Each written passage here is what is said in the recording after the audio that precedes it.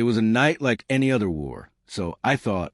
The house was quiet, save for the occasional creak of the old floorboards beneath my pacing feet. Midnight had come and gone, and my wife, Hannah, still wasn't home. My gut told me something was off, though I didn't want to believe it. She had mentioned a work dinner earlier, brushing it off as routine, but something in her tone had felt distant, rehearsed. I glanced at my phone again. No messages, no calls. The unease noted at me, each passing second feeding the pit growing in my stomach. The clock on the wall ticked away with maddening precision as I sat in the dimly lit living room, waiting. Then at nearly 2 a.m., I heard the unmistakable sound of her car pulling into the driveway. My heart thudded against my ribs. I didn't know what I was feeling, relief that she was finally home, or dread about what I might discover. I waited, unmoving as the front door creaked open. She stepped inside, her heels clicking softly against the hardwood floor, her silhouette outlined by the faint moonlight streaming through the windows. She was fumbling with her coat, her movements jittery and unsteady. That's when I turned on the lights. Hannah froze, her eyes wide with shock as if she'd seen a ghost. Her usually composed demeanor was in shambles. She stumbled back a step, her face pale, her lips slightly parted as though searching for words that wouldn't come. "Late night," I said, my voice calm almost eerily so. I leaned back in the armchair, a glass of scotch resting in my hand, my eyes locked on her, refusing to look away.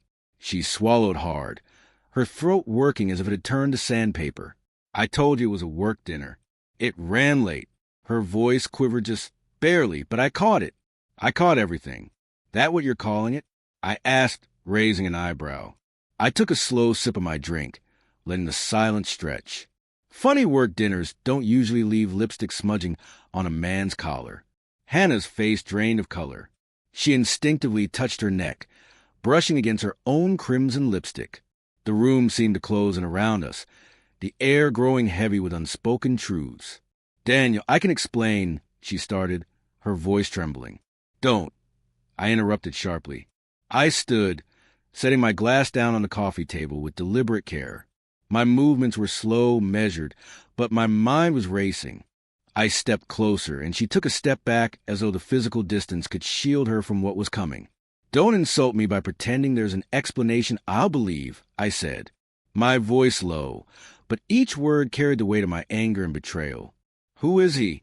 She opened her mouth, closed it, then opened it again. Nothing. Silence spoke louder than any confession. I made a mistake," she finally whispered, tears welling in her eyes. "It meant nothing, Daniel. It was stupid, and I regret it. Please stop."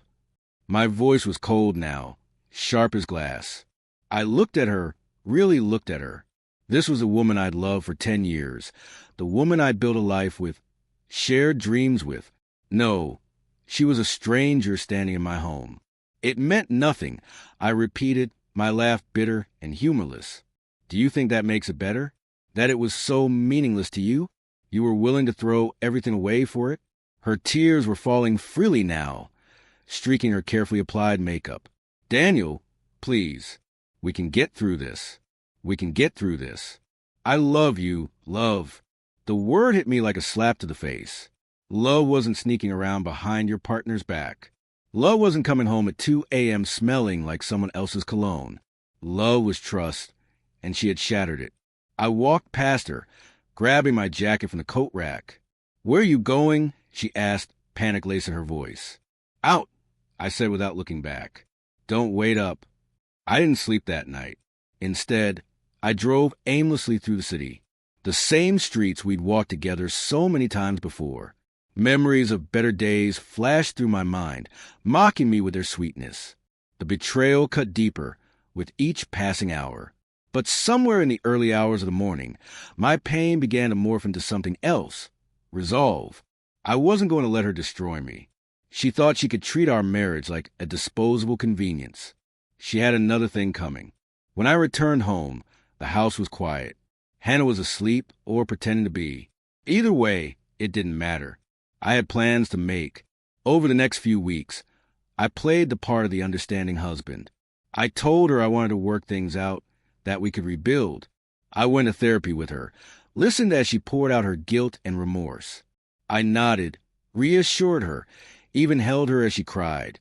All the while, I was laying the groundwork for my revenge. First, I gathered evidence, texts, messages, emails, photos, everything I could find. Hannah had been careless, assuming I wouldn't look too closely. She had underestimated me. Next, I reached out to a lawyer. I'd always been meticulous about our finances, ensuring that the assets were in my name. Turned out to be a wise decision. With a solid prenuptial agreement in place, I was in a strong position to protect what was mine. The final piece of the puzzle was the most satisfying. I tracked down the man she'd been seeing, a co-worker named Matt, a smug, married co-worker. As it turned out, I wasn't one to confront directly.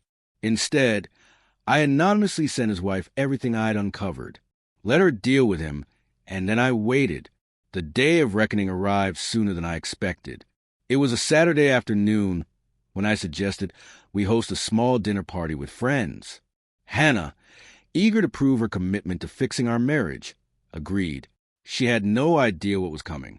As our guests arrived, she played the perfect hostess, laughing and smiling as though nothing was amiss. I watched her, a small, satisfied smile playing on my lips. Midway through the evening, I stood to make a toast. To new beginnings, I said, raising my glass into honesty. Hannah's smile faltered slightly, but she quickly recovered. Here, here, she said, clinking her glass against mine. Actually, I continued, I have something I'd like to share with all of you. A little story about love and betrayal. The room fell silent.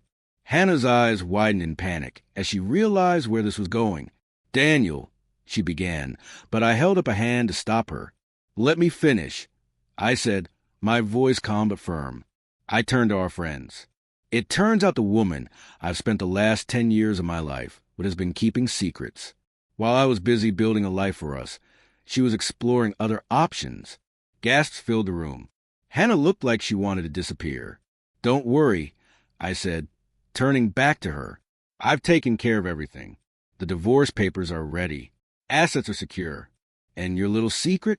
It's no longer a secret. Oh, and Matt sends his regards. Or maybe he doesn't. He's dealing with his own fallout now. Hannah's face crumpled as the weight of my words sank in. Tears streamed down her cheeks, but I felt no sympathy. She had made her choices. Now she was facing the consequences. The party ended abruptly, the guests leaving in stunned silence. Hannah tried to plead with me, but I was done listening. When she finally packed her bags and left, the house felt strangely peaceful. It wasn't the ending I had envisioned for our marriage, but it was the one she had chosen. And as I sat alone in the quiet of my living room, I realized something important. I was free to rebuild, to start over, to find someone who valued loyalty and honesty as much as I did. This time, I wouldn't settle for anything less.